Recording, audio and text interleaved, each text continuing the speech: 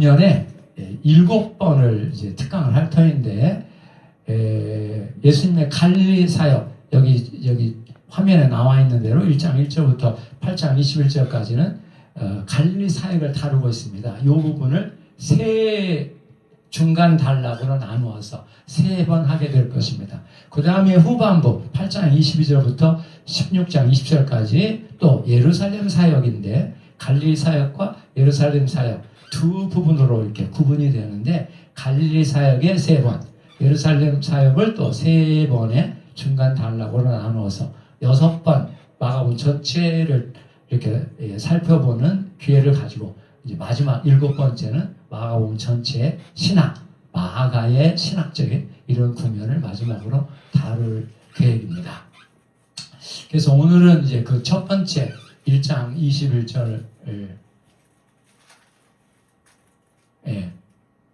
여기 전반부의 3번째 갈릴리 사역 초반, 중반, 후반 이렇게 나누어서 살펴볼 것인데요. 오늘은 이제 초반에 1장 1절부터 3장 6절까지 그 부분을 보겠습니다.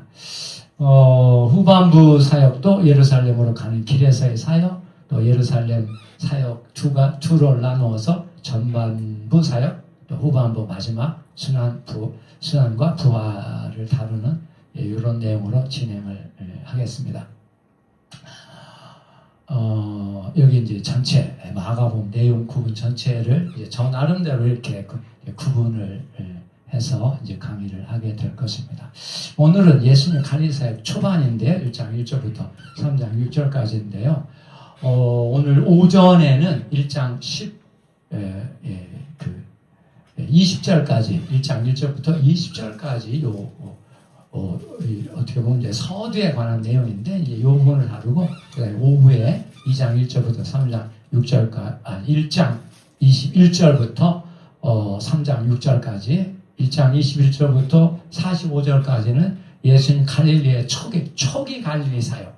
초기 갈릴리 사역은 3가지 치유 사역이 나오는데, 예수님의 사역이 기본적으로 치유 사역이었다는 것. 여기 귀신 들린 자 치유, 귀신 축출 사역. 2번째, 베드로 장모의 열병 치유 사역. 3번째, 나병 환자 치유 사역. 예수님 이 최초 사역이 다 치유 사역이었고, 이 치유 사역에 담겨진 영적인 의미가 무엇인가? 오늘날 우리가 어떻게 귀신 쫓아내는 귀신 축출, 혹 소위 축기라고 하는 이 축기의 치유 사역을 하고, 또 이 여성들, 이 베드로의 장모의 열병, 틀린 그 장모의 열병 치유, 열병이 떠나가고 그 여인이 그들을 봉사했다, 섬겼다라고 하는 열병 치유 사역이 무엇인지, 그 치유 사역에 담겨진 영적인 의미, 오늘 우리가 어떻게 여성들을 치유하고 해방과 자유를 주는 이런 역사를 감당할 것인가, 이런 치유 사역의 의미를 보겠고요. 또 3번째, 나병 환자 치유 사역. 이 나병 환자 치유 사역이 이제 신체적인 의미만 본다면 우리가 해야 될 일이 아니죠. 국가가 이미 다 나병 환자를 따로 이렇게 공동체를 이루면서 신체적인 치료도 받게 하는 이런 일을 하고 있습니다. 그런데 공간복음서에 보면 이 나병 환자 치유가 굉장히 예수님 치유사에게 중요한 의미를 가지고 이렇게 제시되고 있습니다. 마태복음에 따르면 예수님 첫 번째 공적 사역의 첫 번째가 마가에서는 회당에 설교하실 때 귀신 들린 자, 귀신 축출하는 사역이었는데, 마태복음에는 이제 산상강호를 마치고 산에서 내려왔을 때 나병 환자를 만나 나병 환자 치유하는, 거기서부터 예수님 공적 사역이 이렇게 시작하는 이런 그 구체적인 사역이 시작하는 이런 걸 보여주고 있습니다. 그리고 예수님의 치유 사역의 그 목록을 요약적으로 제시한 말씀들을 보면 거기에 꼭 나병 환자 치유가 3번째 나옵니다. 그래서 마태복음 10장 8절에 보시면 병든 자를 고치고 죽은 자를 살리고 나병 환자를 깨끗게 하고 귀신을 쫓아내야 돼. 선물로 받았으니 선물로 주어라. 우리말 성경에는 거저 받았으니 거저줘라 이렇게 표현되어 있는데요. 이게 너무 선물이니까 거저받는 것이지만 거절하는 의미가 너무 이 선물 도레아라고 하는 헬라어 이 하나님의 선물의 의미를 이게 너무 축소시킨 번역을 해놨습니다. 직역을 하면 선물로 받았으니 선물로 주어라입니다. 병든 자를 고치고 죽은 자를 살리고. 아니 우리가 어떻게 죽은 자를 살립니까? 이것도 영적인 의미가 담겨 있는 것이죠. 나병한 자를 깨끗게 하고, 이것도 마찬가지 영적인 의미가 담겨 있습니다. 이 나병한 자 치유, 그 다음에 귀신을 쫓아내되 선물로 받았으니 선물로 주어라. 그러니까 이런 치유 사역을 하려면 이 치유의 선물을 먼저 받아야 된다는 것이죠. 할렐루야. 할렐루야. 우리가 먼저 받아야 되겠습니다. 받게 될 줄로 믿습니다. 할렐루야. 그 다음에 이제 그 침례 요한이 그의 두 제자를 예수님께 보내서 당신이 오실 그입니까? 아니면 우리가 더 기다려야 되겠습니까? 이런 질문을 했을 때 그때 예수님이 하신 그 말씀을 보면 6가지 치유 사역이 나옵니다. 맹인이 보고, 못 걷는 자 걷고, 또 나병한 자 깨끗게 하고, 또 죽은 자 살아나고, 못 걷는 자 걷고, 죽은 자 살아나고, 또 가난한 자에게 복음이 전파된다 하라. 누가복음 7장 22절에 마태복음 11장에 5절인가 6절인가에 나오기도 하고, 누가복음 7장 22절에 같이 나오는 소위 Q 문서에 속한 그 말씀인데, 거기에도 보면 세 번째가 나병한 자를 깨끗게 하고 거기 들어가 있습니다. 그래서 이게 여기 이제 마가에도 보면 이렇게 세 번째 귀신 축출의 역사, 베드로의 장모 열병 치유, 그리고 세 번째 나병한 자 치유가 나오는 거예요. 이와 같이 예수님 공생의 치유 사역 속에 나병한 자 치유가 있어서 이 영적인 의미가 무엇인가 우리가 이제 알아서 오늘 우리도 나병한 자를 깨끗게 하는 그런 사역을 감당해야 된다는 것입니다. 이 나병은 신체가 썩어 들어가게 하는 병이죠. 신체가 썩어 들어가는 병인데, 이 나병의 영적인 의미는 영원히 썩어가는, 하나님 앞에 그 영혼이 썩어가 폐기 되게 만드는 게 영적인 나병입니다. 나병 두 가지 종류가 있는데, 하나는 수종적으로 그 영혼이 하나님을 불신하고 불순종하면서 허무주의, 또 열등감, 패배감, 무력감, 운명주의, 허무주의, 패배주의, 운명주의, 허무주의, 패배주의에 빠져서 아무것도 못하고 그냥 누워서 인생을 포기하는 이런 인생으로서 그 영혼이 썩어가는 이런 사람도 있고, 아니면 이제 능동적으로 정말 하나님을 대적하고 하나님의 원수로 행하게 만드는 그런 영혼으로 파괴되어서 하나님의 그 창조의 원리를 짓밟고 창조의 질서를 파괴하는 그런 행동을 하고, 또 그런 것들을 법제화시키고, 그래서 하나님과 교회를 파괴하려고 대드는 이런 사람들, 이런 파괴된 영혼들을 가지고 있는 사람들, 이런 사람들이 오늘날 지금 권력을 장악을 하고 국회를 통해서 이제 그런 포괄적 차별금지법, 이런 법들, 이거 흉악한 우리의 자유를 빼앗고 하나님의 자녀들로 하여금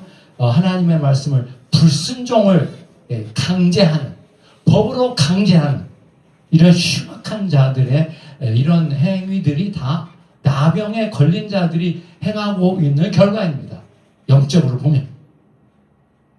그래서 우리가 그런 나병을 치유하신 주님의 그 치유 사역의 영적인 의미를 깨달아야 오늘날 이제 우리가 그런 그 나병에 걸린 자들을 복음으로 치유하고 회복해서 그들이 회개하고 돌아와 예수와 복음을 위해 사는 이런 영혼들로 변화시켜 나가는 그런 그 변화의 생명력이 주의 종들을 통해 나타나게 역사해 줄 줄 믿습니다. 이와 같이 이러한 그 예수님 사역에 담긴 영적인 의미를 좀 더 깊이 있게 살펴보는 이런 강의를 하려고 합니다. 이제 구체적으로 본문을 시작하기에 앞서서요, 마가복음 전체 이해에 있어서 전제에 해당하는 몇 가지를 먼저 간단하게 살펴보려고 합니다. 전제. 이 마가복음은 예수 그리스도의 공생의 전체를 다루는 이런 내용이죠. 우리가 잘 알고 있는 대로. 그런데 그것을 마가는 1장 1절에 보면 하나님의 아들 예수 그리스도의 복음의 시작이다. 복음으로 전하고 있습니다. 그래서 우리는 마가복음을 통해서 예수의 역사에 관한 어떤 이런 그 단순한 역사책으로 이해해서는 안 됩니다. 복음, 그 예수의 그 생애 속에 그 행적을 어떤 행위를 하시고 또 그거에 관해서 또 거기서 말씀을 하시는 그가 행한 일과 말씀에 담겨진 하나님의 구원의 메시지가 뭔가 복음을 제시한 책이기 때문에 우리가 이 마가 복음을 먼저 복음으로 이해를 하고 그 속에 담겨진 복음의 의미를 찾아야 된다고 하는 이런 관점에서 복음이라고 하는 관점에서 이 마가복음 이게 사복음서 다 마찬가지죠. 사복음서가 다 복음의 기록이기 때문에 기록된 복음이기 때문에 그 복음의 관점에서 그 복음서를 보는 게 필요합니다.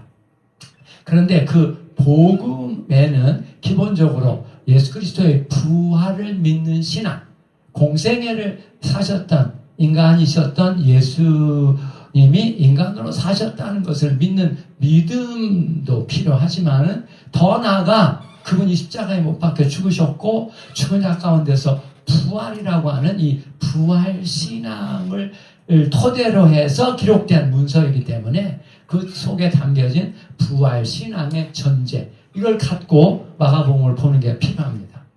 그래서 예수님 우리가 이제 복음서 내용을 이렇게 보면 예수님 그 공생의 시절에 제자들이 예수를 믿고 따라가고 또 예수가 너희는 나를 누구나 아느냐 이렇게 질문했을 때 주님은 그리스도입니다. 베드로가 대표해서 당신은 주님은 그리스도입니다. 또 마태복음에는 주님은 그리스도시요 살아계신 하나님의 아들입니다. 또 누가복음에 따르면 누가복음 9장 20절 주님은 하나님의 그리스도입니다. 이렇게 정답을 말했습니다. 그런데 아직까지는 그 그리스도가 어떤 존재인지 또 하나님의 아들이 어떤 존재인지 아직은 잘 분명하게 또 깊이 있게 깨닫지 못한 상황 속에서 예수를 이제 따라가게 되는 그런 제자들의 모습을 보여주고 있고요. 그래서 십자가에 못 박혔을 때 이제 공관복음서에 따르면 그 예수의 제자들이 다 그 십자가 앞에서 다 도망가게 되었다 이렇게 표현하고 있습니다. 그렇게 십자가 앞에서 두려워 떨며 다 도망갔던 제자들이 어떻게 사도적 일꾼들이 되었습니까? 어떻게 사도들이 되었습니까? 바로 부활 현현의 체험, 부활의 예수께서 다시 그들에게 나타나서 자기의 살아계신 것을 이렇게 알려주시고 또 그들로 깨닫게 하시고 또 부활 신앙을 갖게 하시는 그런 부활 현현의 체험. 이게 이제 공관복음서는 한 번 나오죠. 요한복음서는 몇 번 나왔습니까? 3번 나왔고 사도행전에 따르면 40일 동안이나 이렇게 40일 동안 그들에게 보여주시고 또 하나님 나라의 일을 말씀해 주시는 이런 부활 현현의 경험을 통해서 예수의 제자들의 눈이 열리는 영의 눈이 열리는 이런 역사가 시작이 되었고 그거를 토대로 해서 부활 신앙을 토대로 해서 주님 앞에 기도했더니 약속하신 성령을 받게 되었고 성령을 받게 되니까 성령의 능력을 받아 복음의 확신을 갖고 담대하게 거침없이 복음을 전파하는 복음 전파 일꾼이 되었습니다. 그래서 이제 이 사복음서에 기록되어 있는 모든 그 내용들 속에 지금은 그냥 우리말로 이렇게 한글로 번역되어 있는 그런 글자의 요소이지만 그 글자 속에 바로 그런 그 부활 신앙이 전제되어 있고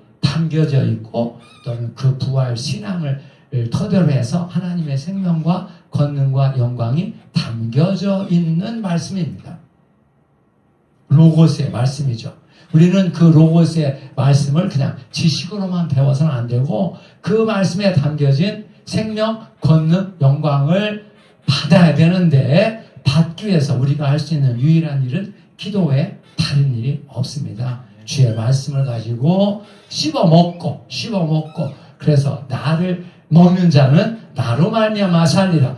요한복음 6장 57절 나를 먹는 자 나로 말미암아 살리라. 먹는다는 말이 씹어 먹는다는 동사라고 여러 차례 말씀을 드렸죠. 그래서 말씀을 꼭꼭 씹어 먹다 보면 그 말씀의 깊이 속으로 들어가게 되고 주님이 그 말씀에 담겨진 그 성령의 감동, 생명, 권능의 영광을 우리에게 주시는 그런 그 하나님의 말씀의 책, 성령의 감동을 담고 있는 책이라고 하는 이런 관점을 가지고 이제 복음서를 다시 보는 게 필요합니다. 이제 이러한 그 관점을 가지고 먼저 1장 1절부터 이제 13절 공생의 사역의 준비 과정인데요. 이 준비 과정이 이제 두 가지로 침례 요한의 사역이 나오고 1장 1절부터 8절까지 또 9절부터 13절은 예수님이 준비 과정, 예수님 공생의 준비 과정에서 특별히 침례받음과 시험받음, 요한에게 침례를 받으시고 또 광야로 가서 사탄에게 시험받는 침례받음과 시험받음 요 두 가지 기본 단락으로 구성되어 있는데 그 내용을 보겠습니다. 그 전에 이제 1장 1절 표제인데요. 마가복음 전체의 그 전체의 그 의미가 뭔가 무엇을 위한 책인가를 마가 자신이 1장 1절의 이 표제를 통해서 제시했습니다. 그래서 요 구절의 이해가 마가복음 전체를 이해하는 열쇠에 해당합니다. 그래서 이제 그 1장 1절을 조금 더 보겠습니다. 하나님의 아들 예수 그리스도의 복음의 시작이다. 하나님의 아들도 속격이고 예수 그리스도도 속격입니다. 하나님의 아들의 어떻게 보면 이제 하나님의 아들의 복음 또 더 나아가 예수 그리스도의 복음의 시작이다. 이런 의미죠.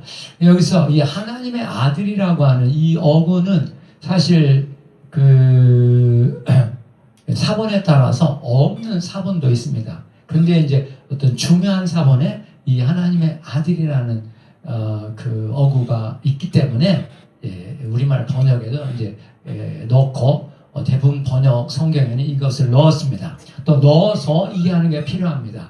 이 하나님의 아들은 예수님의 그 존재의 이름이죠. 예수님의 존재를 나타내는 표현이죠. 존재론적인 면에서는 하나님의 아들이라는 것이고 또 그리스도라고 하는 이 단어는 타이틀, 직함입니다. 직함, 예수님의 직무, 직임, 혹은 직책, 혹은 이걸 이제 뭐 사명 이런 말로도 이렇게 표현할 수 있겠죠. 그거의 이름이 그리스도입니다. 그래서 요 두 어구 하나님의 아들 예수라는 이름은 예수님의 고유 이름이죠. 그분이 가지셨던 나사렛 예수라고 하는 그 고유 이름이고 그리스도는 타이틀 직함입니다. 그러니까 하나님의 아들 그리스도 예수의 존재와 또 그분이 행하신 일, 이 직함 두 가지를 합해서 이제 예수 그리스도가 어떤 분인가를 이제 그 기본적으로 또 간단하게 나타내는 표현입니다. 하나님의 아들은 우리가 요한복음에서 이미 많은 부분을 다뤘습니다. 하나님과 동일 본질의 존재, 에센시아, 에센스가 본질이 동일하고 그러나 substantia, 그 나타나는 그 존재의 방법, 존재의 모습이 각각 아버지, 아들, 성령의 존재로 이렇게 구별되게 나타난다고 하는 이런 삼위일체 신관을 기본적으로 해서 나타난 표현이 하나님의 아들이죠. 그런데 하나님과 동일 본질의 존재이면서 동시에 사람이 되신 존재. 우리와 같이 이게 이제 헬라어로 안드로포스, 빌립보 2장 6절에 종의 본체를 가져 사람들과 같이 되었고, 사람, 안드로포스라고 하는 사람의 존재가 되신 분. 또, 요한복음 1장 14절에 따르면 육체. 그래서 말씀이 육신이 되어 우리 가운데 거주하심에 우리가 그의 영광을 보니 아버지의 독생자의 영광이요. 이렇게 쭉 진행이 되죠. 그래서 사르스라고 하는 신체를 가진 존재, 신체의 존재.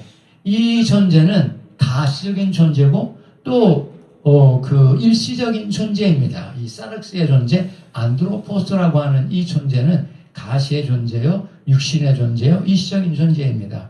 그렇게 사셨던 분이 바로 하나님의 아들이십니다. 하나님과 동일 본질의 존재이면서 동시에 사람이 되셨고 육신의 존재가 되어 나사렛 예수라고 하는 존재로 사셨던 그분. 그분이 하나님의 아들이신데 그분이 하신 일은 그리스도의 일을 하십니다. 그리스도. 그래서 그리스도는 기본적으로 기름 부음 받은 자인데 이스라엘 역사에 기름 부음 받은 자가 세 직무가 있죠. 혹은 직임이라고 이렇게 말할 수 있는 왕으로 세워질 때 기름 부음 받았고 제사장으로 세워질 때 기름 부음 받았고 선지자들이 기름 부음을 받았습니다. 그래서 왕과 제사장과 선지자 이렇게 우리의 통치자요 또 우리의 죄를 들고 주님 앞에 나가는 제사장이요 또 하나님께로부터 말씀을 받아 우리에게 알려주시는 선지자라고 하는 이 세 가지 보통 알려져 있습니다. 그런데 이 예수 그리스도라고 하는 분이 하신 일의 핵심적인 내용이 뭐겠습니까? 보다 더 근본적인 면에서 하신 일은 무슨 일을 하신 것입니까? 죄와 죽음의 문제로부터 우리를 구원하는 그 일을 하셨습니다. 죄라고 하는 이 근원적이고 근본적인 문제. 인간으로 하여금 하나님을 불신하고 불순종하게 만드는 그래서 결과적으로 사망의 왕노릇하게 사망의 지배 아래 있고 사망이 왕노릇하게 만들었던 이 근원적인 문제, 죄 문제를 해결하시는 그 일을 하신 분입니다. 그래서 그 일을 어떻게 하셨냐? 사도 바울이 그의 신앙에서 여러 가지로 표현했죠. 중요한 단어가 구속과 속량이라는 단어죠. 구속과 속량. 그래서 로마서 3장 24절 그리스도 예수 안에 있는 구속으로 말미암아 하나님의 은혜로 값없이 의롭다함을 받게 되었다. 그래서 이 구속이라는 단어는 노예 시장에서 노예 값을 지불하고 노예에서 해방시켜주는 것. 이게 구속이죠. 구속. 속량도 비슷한 의미인데 보다 더 제사적 의미에서 갈라디아 3장 14절 그리스도께서 우리를 위해 저주를 받으사 율법의 저주에서 우리를 속량하셨으니 이 속량이라는 단어도 저주의 대가를 다 지불하시고 주님의 생명을 희생해서 율법으로 말미암는 모든 저주를 주님이 다 받으시고 우리는 율법의 저주에서 해방시켜 주시는 그게 속량입니다. 그래서 나무에 잘린 자마다 저주 아래 있는 자라 하였음이라. 그래서 구속과 속량이 되어서 죄의 문제를 해결하기 위해서 자기 자신이 우리의 모든 죄를 다 짊어지시고 십자가에 못 박혀 죽으심을 통해서 우리의 죄악과 질병과 저주와 진노, 죄악과 질병과 저주와 진노, 죄의 모든 결과를 다 짊어지시고 다 가정하시고 다 이루신 분입니다. 다 이루신 분. 거기까지는 이제 주님이 하셨고, 그 다음에는 이제 하나님이 그 죽음을 받으시고, 구속과 속량으로 삼으시고, 그래서 그의 아들을 죽은 자 가운데서 부활하시는, 죽은 자 가운데서 부활을 통해서, 그 구속과 속량이 실제로 역사하게 만들어주시는 그 부활의 역사. 그래서 로마서 4장 25절을 보시면 그리스도는 우리 범죄함을 위해 내어준 바 되었고 우리의 범죄함, 복수입니다. 범죄의 틀입니다. 범죄함을 위해서 넘겨주셨고 그리고 우리의 의를 위해서 그가 부활하셨다. 하나님이 그의 아들을 죽은 자 가운데서 다시 살아나게 하심을 통해 하나님 보좌 우편에 앉게 하셨고 하나님 영광에 들어가게 하셨고 하늘과 땅의 모든 권세를 받으셨고 구원의 유일한 반석이 되게 하신 예수 그리스도. 이제 그런 의미를 담고 있는 그 칭호가 바로 그리스도입니다. 그리스도.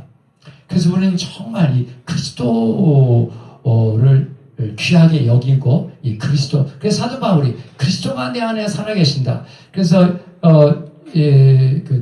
주 예수 그리스도 이렇게 전체 이름을 쓰기도 하고 예수 그리스도라 부르기도 하고 또 그리스도 예수라 부르기도 하고 순서를 바꿔서 아니면 또 그냥 그리스도 단독으로 주 예수를 믿어라 이렇게 쓰기도 하고 또 그리스도 단독으로 그리스도께서 내 안에 살아계신 것이다.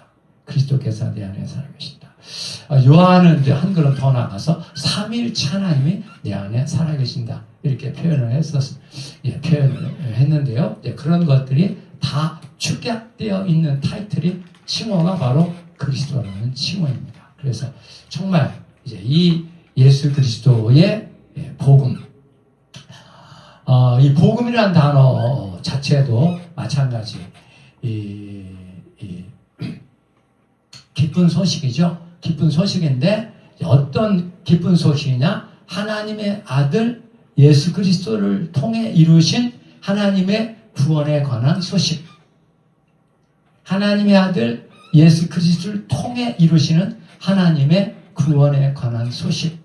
그러니까 이제 거기서 이제 구원이라는 단어하고도 또 이렇게 이 복음이라는 단어가 직결되죠. 그래서 복음의 확신은 곧 구원의 확신, 천국의 확신, 새하늘과 새 땅의 확신, 새 예루살렘의 확신, 이런 확신과 다 연결되는 것이죠.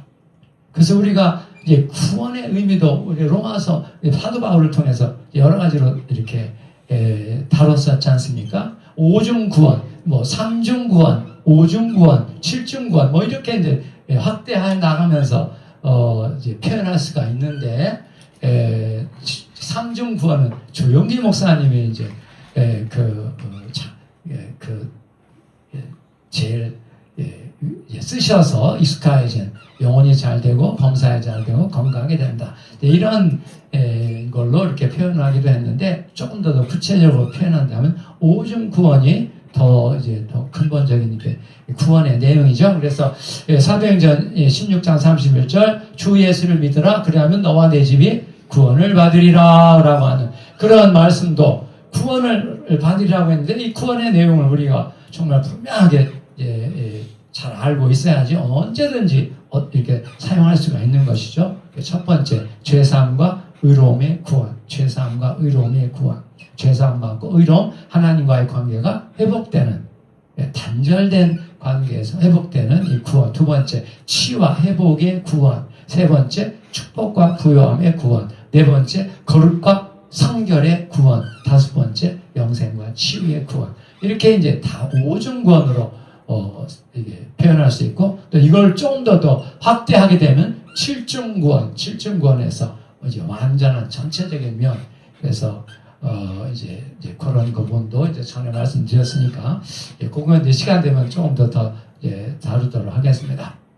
이렇게 하나님의 아들 예수 그리스도를 통해 이루시는 구원에 관한 기쁜 소식이 복음이죠. 그런데 그 복음의 시작이다. 여기 원에 보시면 아르케라고 했습니다. 이 아르케 시작. 여기 아르케요. 이 아르케라는 말은 이제 시작이란 그 의미의 단어이기도 하고 또 아르케가 파운데이션 근본이란 단어이기도 합니다. 그래서 골로새 1장 18절을 보면 그가 근본이시요 또 죽은 자 가운데서 먼저 나신 자이시니 그래서 근본 먼저 이제 시작 복음의 시작을 하고 했는데 이 시작 그러니까 이제 마가복음 전체를 지금 염두에 두고 이 표제를 제시한 것입니다. 그러니까 마가복음 전체, 특별히 십자가, 부활, 승천 여기까지가 이제 나왔으니까 이 모든 게 다 복음의 시작이라는 것입니다. 복음의 시작. 또 시작이라는 말을 쓸 때는 무엇을 염두에 두고 그 단어를 쓰겠습니까? 시작이 있으면 끝이 있는 것이죠. 끝. 그래서 시작, 진행, 끝. 복음의 시작, 진행, 끝이라고 하는 이런 거 하나님의 구속 역사, 구속사의 과정 속에서 시작의 요소를 반영하는 내용이 마가복음의 내용이라는 것입니다. 그러니까 그렇게 시작된 복음이 마가의 입장에서 본다면 지금도 계속해서 진행되고 있는, 지금도 나타나고 있는, 지금도 부흥되고 있는 그런 복음의 내용이라는 것입니다. 그러니까 이 마가복음에 나온 내용은 예수님 공생의 시절에 예수님 행하셨던 그런 내용만 다룬 게 아니라는 것입니다. 지금 마가의 입장에서는 그렇게 역사하셨던 주님이 살아서 계속해서 치유하시고 회복시켜 주시고 생명을 주시고 어둠에 잡힌 자들을 끄집어 사탄의 권세에서 끄집어 내시는 그런 구원의 역사를 계속해서 이루고 계시는 그런 의미의 복음이라는 것입니다. 복음의 시작. 그래서 우리가 이 복음의 역사가 어떻게 시작된 것인가를 알려면 우선 공생의 예수님에게로 돌아가서 그걸 보는 게 필요하고, 그걸 시작으로 해서 이제 지금도 그 역사가 계속되고 있다고 하는 그런 부흥의 의미에서 이 시작이라는 단어를 쓰고 있습니다. 그러니까 여기 복음의 시작이라는 말은 이제 마가 입장에서 보면 부흥의 시작입니다. 부흥의 시작. 그러니까 예수를 통해 시작된 복음이 사도들을 통해서 다시 일어나는 부흥이죠. 다시 일어나는 것이 시작되어 지금도 지속되고 있고, 어디까지요? 주님 다시 오실 때까지 계속되는 그 복음이 바로 이 복음의 시작이라고 하는 이 의미 속에 담겨져 있는 첫 번째 의미입니다. 그런 점에서 보면 지금도 마찬가지 진행되고 있다는 것이죠. 그래서 주님은 지금도 살아서 우리와 함께 계시고 우리 교회를 통해서 역사하는 분이라는 것이죠. 할렐루야, 할렐루야. 그래서 귀한 종들의 그 사역을 통해서, 그 교회를 통해서 다시 한번 놀라운 부흥의 역사, 초대교회 사도들에게 이루어졌던 그 부흥의 역사가 다시 일어나게 될 줄로 믿습니다. 일어날지어다 일어나게 해야 되겠습니다. 그러려면 우리가 성령의 능력을 받아야 되는 것이죠. 할렐루야. 그런 의미에서 복음의 시작이고, 또 여기 시작이라는 이 단어 속에 파운데이션, 근본이라고 하는, 이 근본이라는 말의 의미는 이제 잣대, 표준, 기준, 이런 의미가 담겨져 있습니다. 그러니까 마가 시대에만 돼도 이제 많은 전도자들이 이 복음 저 복음 하면서 막 복음을 전파하고 있는 이런 내용이었습니다. 우리야 지금 이제 정경을 갖고 있고 교회사에서 정통이 뭐고 이단이 뭔가 이게 다 이제 확립되어 있는 상황이기 때문에 그런 걸 토대로 해서 판단할 수가 있는 것이죠. 그렇지만 마가 시대 또 초대 처음 복음서 저자들 마가, 마태, 누가 이 시대에는 그것을 정해야 되는, 무엇이 정말 참된 복음이고 정경으로서의 복음서인가라는 것을 결정해야 되는 이런 상황에 처한 상황이었기 때문에 마가는 그래도 자기가 제시하는 이 복음이 어떤 표준적 기준이 되는 의미의 복음서라고 하는 그런 차원에서 이 복음서를 썼고 그걸 제시했고, 그래서 이제 후대의 저자들 마태나 누가가 이 마가복음을 토대로 해서 마태복음도 쓰고 누가복음도 쓰게 된 것입니다.